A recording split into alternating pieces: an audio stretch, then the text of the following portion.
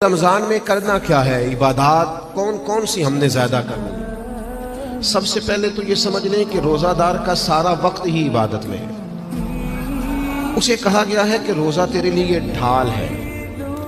रोज़ा रखना भी है, रखने के भी फ़ज़ाइल है। महबूब फरमाते हैं अल्लाह ताला और उसके फरिश्ते सहरी खाने वालों पर रहमतों का नुज़ूल फरमाते हैं। नहीं, आप खाना ही खा रहे हैं लेकिन खाना खाते खाते आप पर रहमत हो रही। और हुजूर अलैहिस्सलाम ने फरमाया, और हमारा और दीगर मज़ाहब वालों का फ़र्क यह है कि हम सहरी खाते हैं और वो बगैर सहरी खाए रोज़ा रखते हैं। यानी सहरी खाना, इसको अल्लाह के महबूब अलैहिस्सलाम ने कितना दर्जा अता फरमाया।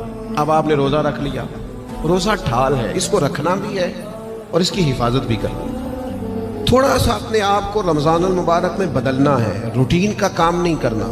आपने रोज़ा रखा है, अब आपको उस रोज़े का मुहाफिज बनना है।